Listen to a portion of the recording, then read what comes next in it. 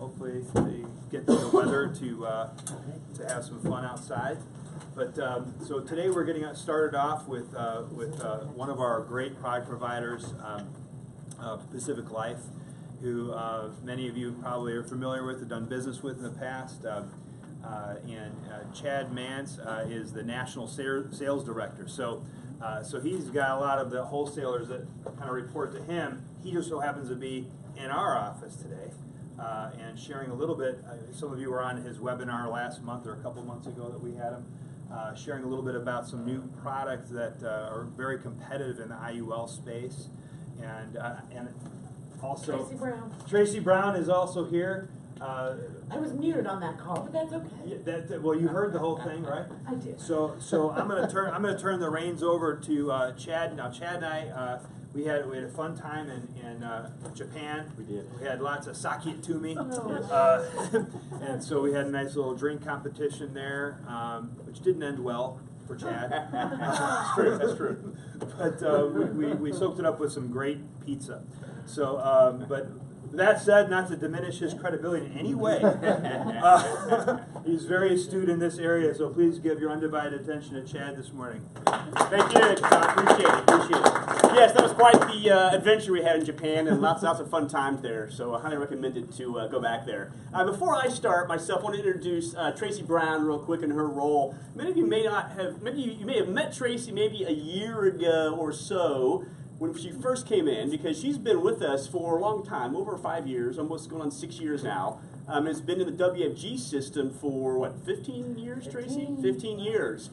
She used to work on the Transamerica side, and then Pacific Life hired her about 5 years ago, back even in the WMA days. So she knows the system and knows the culture very, very well. So she relocated to the Midwest about a year and a half ago or so. So she's out of Texas and kind of covers the Midwest. So we brought Tracy out, and then Tracy's knee went kaput when she was walking around one day, and she had to go out on a medical leave for a little bit. So that's where you maybe saw her, and then you didn't see her for like 6 months. And I was around here, and maybe Fred Lee was in here, and some people like that. So we're kind of reintroducing Tracy back to you as well. But she is the actual wholesaler that covers this area as well too. So I'm out of Kansas City, Missouri, is where I am. I've been doing this roughly about 20 years, 11 years with Pacific Life. And when I first started, I used to smile and dial. I was 22 years old out of college. I'd just pound the phone every single night, probably like what you guys did at Prudential back in the day when you first started. But pound the phone every single night and just set up appointments over the dinner table. I'd go out and sell VUL face-to-face over the dinner table every single night. Because back in those days, 97, VUL could cure the common cold. Didn't matter what your financial ailment was, VUL was your solution in those days. That's kind of how I started. And happy to be here today to talk to you a little bit about Pacific Life. What we normally do, or at least what we've been trying to do the last few times I've been coming and talking and presenting to you, is to kind of talk a little bit more about a conceptual piece, and then kind of talk about how the product fits in there, rather than just coming up and just being product only. I kind of feel that works a little bit better, I think, for your standpoint. So we'll talk a little bit about the product today, and then we're going to go into a little bit of the concept. And the concept today that I'm going to do is essentially term versus cash value. So to be able to help some of your recruits, some of your newer agents explain, why cash value instead of term, or maybe a combination of both. And we can also do cash value IUL versus a mutual fund as well too. So you can kind of show both of those two scenarios.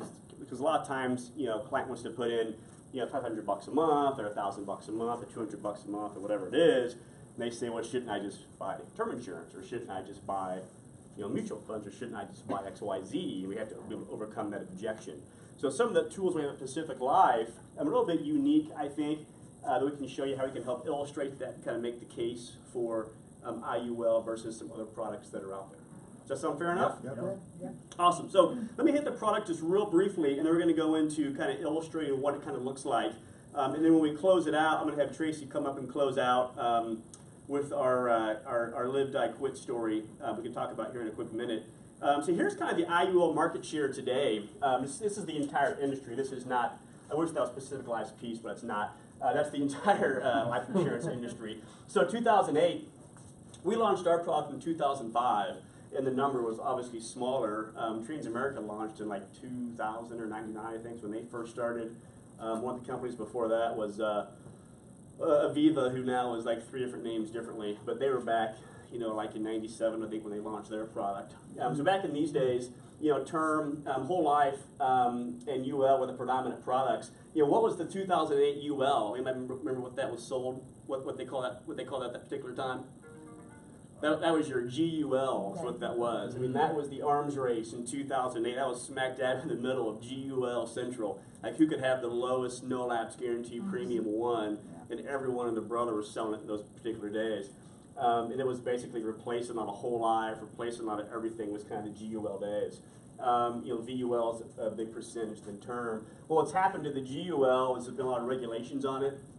The price keeps going up and up and up and up and up. So a lot of carriers have kind of switched more to the IUL market. Whole life was a big increase. Why did whole life jump from 24% to 34%? Guarantee, yeah. But what happened? What was the big thing that happened around that period of time? Stock market. Yeah, 2008 crash, exactly right. So when people get scared, people go to safety, right? And whole life people are excellent about talking about fear and about how you want to guarantee forever. That's that kind of story they tell. That's why whole life jumped up so much.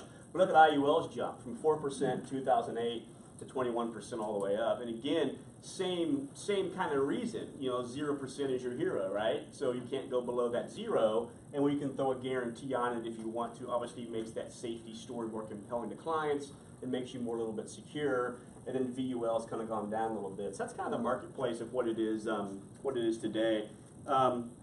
What's also kind of interesting is you look at the sales.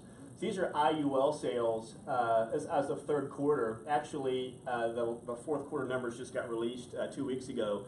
$2 billion were actually sold in IUL last year in 2017 in the whole industry. $2 billion. Pretty amazing, huh? What's cool is that of your 4 major carriers, Trans, PAC, Nationwide, and Voya, of those 4, we did about 44% of the entire $2 billion sold in the whole industry, which is amazing, absolutely amazing. You can't find 4 better companies out of the whole lineup that will beat 44% market share. Doesn't exist. 2 of your companies are number 1 and number 2 in the entire industry. One of them's right here in front of you. You got another company, I think that's 8, and the last one's 11th. So that's out of about 33, 34 carriers that sell IUL in the industry. What's interesting is the cash accumulation versus death benefit. Now, most of the WFG business is right here in the cash accumulation IUL. The vast majority of it is. Pacific Life, this is the vast majority of ours as well too. We actually have a new product we just launched, we'll talk about today, that's more focused for the death benefit focused IUL. So when you have a situation where you want a no lapse on there, and you want a very, very low premium, so you're funding it at basically minimum funding type levels, probably funding it below target, but you want the smallest premium just to carry the death benefit out to their life expectancy. Some cash value, but that's kind of more of an afterthought. You're more about the death benefit protection, the long-term care rider on it, those types of things. We have a product that kind of fits in that particular marketplace we'll talk about as well too. So at Pacific Life, we build our products to kind of specialize in one of the 2 marketplaces. So we have one product up here, actually we have 2 products up here, cash accumulation. One's called PDX, that's kind of our hot cash value contract. It's one of the better ones you'll see out there, but it's not designed for everybody by any means. And then we have one called our PIP LT contract. That's kind of more of an every person cash accumulation contract. And the one today we'll talk about is actually called Pacific Discovery Protector. We call it PDP for short. That's the contract today. The P for protection is what it is. And the other contract was PDX, the X for accelerator. I guess we can't spell right, but it's called accelerator. So how does it work, or what's it different? Again, it's a death benefit focused contract. The nice thing about it, it's got a no lapse guarantee built in. So it's not necessarily a rider you have to select. It's just built into the product. It's premium based, so the more premium you pay in, the longer the duration is going to be. Most typical cases, you're going to see somewhere between, I'd actually say it probably about age 80 to about age 90 for the most part with a no lapse guarantee. So you might ask me, well, why, Chad, don't you go out to 100 or 120? Well, we can if you want to. You have to obviously pay more premium, but our no lapse philosophy is a little bit different than some of the other companies we kind of look at more of a life happens type philosophy with no lapse guarantee. Life happens meaning at some point the client's going to do something that's going to screw it up. They're going to miss a premium payment, they're going to skip something, they're going to take out a loan, they're going to take out a withdrawal. You do any of those actions whatsoever and you're drastically short your guarantee period down. So if you pay for 100 guarantee and you make one mistake, your guarantee is probably down to age 90. You make 2 mistakes, your guarantee is probably down to age 80 or down 75. That's with any company out there in the industry. Some companies you make 1 mistake and your guarantee goes bye-bye. Just depends on how the guarantee is set up. So we design ours a little bit differently in that standpoint. So we would tell you to use a conservative rate of return when you project your policy, have your guarantee go out to life expectancy, and then have the cash value carry all the way out to 100, 120, or however far you want to go. And we look at that as a better deal for the client. And the reason why is the total out-of-pocket, if you design it that way, is probably going to be less, at least we know it would be less, than if you take the guarantee out to 100 or 120. Does that make sense for everybody? So that's kind of our philosophy, a little bit different. So if you have a product and you have to have that guarantee go to 120, we're not going to be the carrier. Go to Nationwide. Much cheaper product than us out to 120. Even if you go out to 105, Nationwide's going to have a much better product than us if you have to have that guarantee go out the entire way. So it doesn't mean one's right, one's wrong. Different of philosophy and different client situation. So what I would tell you is that if you're looking at, like in your example, single premium type situation on a client, Nationwide's probably going to be cheaper on a single premium more than likely if you want the guarantee to go all the way out to 100 or 105 or 120. But if you want the guarantee to go out to say 90 and have the cash value go all the way out, Pac Life probably going to be a little bit cheaper. So a little bit of a different philosophy there between the two companies. And it's not just us and them, it's really kind of the whole industry. And again, it's not one right, one wrong. Think of it as different client situations, right? When you have that client that's 45 years old today or 35 or 50 years old and they want to pay annual premiums into the contract for say, 20 years, 30 years, 40 years, you have more likelihood of something getting screwed up in the policy along the way. The client making a mistake. So I would argue that PAC is probably priced more competitive than some in the industry in that design. If you flip it around, you say I've got a client that's 60, 65 years old, 70 years old, they want to pay premiums for 3 years, or 4 years, or 5 years. The likelihood they're going to mess something up is not condensed and probably not very big. Well, there might be some other carriers that have better products than Pac Life in that particular situation. Does that make sense to everybody? Yep. So different philosophies on there. Not one right, one wrong. It's different flavors for different client situations. Go ahead. So then why this? Why what? Why this product? If Oh, that's just why I said. So what this is, if you look at this versus other carriers and the alternatives, this product is probably going to be one of the cheaper ones you're going to find as far as lowest out-of-pocket premium compared to many in the industry. But again, with this, you're looking at that client that has that guarantee out to life expectancy with this contract. 82, 85, 95, whatever you want to do on that. And you're going to have a hard time finding someone that has a lower out-of-pocket premium than this particular In product. that range. Yeah, in and that then range. there's a cash accumulation. Some, not a lot, but Okay, some. so it's not for the purpose of accumulating cash. No, It's we- only for death benefit. Primarily. 85.90. Yeah, it's not that you can't use it for cash accumulation. It's the primary purpose is going to be the death benefit. There's cash value in it as well too. We'll look at some illustrations here in a second. There's cash inside of it, but it's not the primary purpose. Primary purpose is a death benefit solution for the lowest premium you can find. That's the primary purpose. Chad, Yes. I did a lot of VULs in MetLife, Yeah. and those VULs used to lapse at 95. I mean, they don't go beyond 95. Sure. So people coming back and saying, what if live beyond 95? Yeah. So this is, if it is only lasting age 90, Well, the cash value Cash is value showing is going. that would go beyond, right? go beyond. So just like any other product that you sell that doesn't have any guarantees, this is kind of a blend between some guarantees and some but the low Flexibility. Mhm. low cost. Low Yeah, cost. Is exactly that right. kind of a way? Exactly right. So it goes to 120. The product does, and then we use. Again, I would tell you to use conservative rate of returns on purpose. Okay. No matter what, even if you do that, you're still going to have a very, very low premium on this compared to a lot of them. That's why we actually built the product. That's what we built it for, was for that. Is Yes, it sir. more designed, and you probably get into this when you run the illustrations, Yeah. more designed for pay all years, or we have options to pay up, we do a 10 pay, that type of thing? Yeah, great question. So the question is kind of best from a premium structure. This is actually designed to compete the best if you do pay all years. So pay to 100, pay 30, pay 40, pay 50 years. So the longer you pay, the more competitive this product's going to be. We have a short pay product that's actually called that Accelerator, different product. Also has a no lapse guarantee on it as well too. That's our short pay. So we have basically a long pay or a short pay product, two different products is how we do it at Pac Live. Yeah. Can you Depends talk, on your flavor. can you talk about the cash value compared to the death benefit where the cash value goes out longer?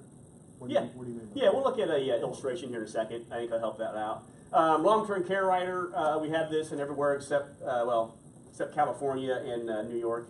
And with this particular contract, we actually have lower cap rates on this than we do our cash accumulation contract. And the reason why on this is that we're not trying to win the cash accumulation race.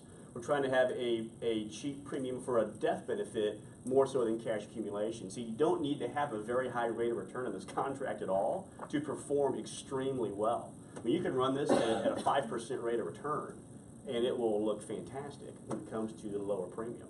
That's how well it competes in like a down market. What's that? Lower caps, does that really help with cost for the company? No, it does not. So the question was, does Zurich cost with the cap account? It does not at all. So the cap rate isn't subject to so much of a cost for the company. It's kind of two things. It's the interest rate yield the carrier earns. So carriers take the interest rate yield we earn on our general account, and we use that money to actually buy the options that actually support the cap and the floor. Then you have what's called the option volatility. Those are the two biggest costs on the cap. And there's all sorts of levers, I'm happy to talk about it if you want to hear it, as to what you can pull to actually raise a cap or a floor in a particular company. So if you say, like, why is one company at, let's say 18 hypothetically, and the other company's at 13, why are they so far off? And I can happy to answer that at some point if you want that answer. So let me show you the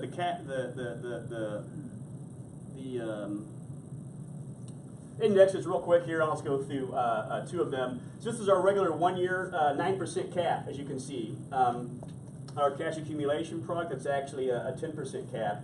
Our high cap product, high cap account is 11.5 on this one. On our cash accumulation contract is 13%. And our 2 year cap is 25% on this product. On the cash accumulation, it's 30%. So if I was going to look at these, we typically talk about the 2 year and the high cap a lot. The two most prominent ones we typically see. 2 years is a point-to-point cap is what it is. So we start in what year are we in? 2018 to 2020. Whatever the change in the market value is from that 1 point to that 1 point up to a 25% cap. 0% floor is how that works over 2 years. So very, very compelling story on that. And then the 1 year cap, we charge an extra 80 basis points to that particular one, just like a regular 1 year S&P, 11.5% cap, and again 0% floor. And the point with this contract is, again, you can run this at a 5% rate of return, and the product looks very, very compelling from a low premium standpoint. That's what it does. Questions on any of the indexes, real quick? From anybody? All right, and again, those are just the ones from that product only. Our other products that we have at Pacific Life have higher caps and floors on them. This is the one I need right here. Yeah. So yeah. So this is an example of. You can see the top there.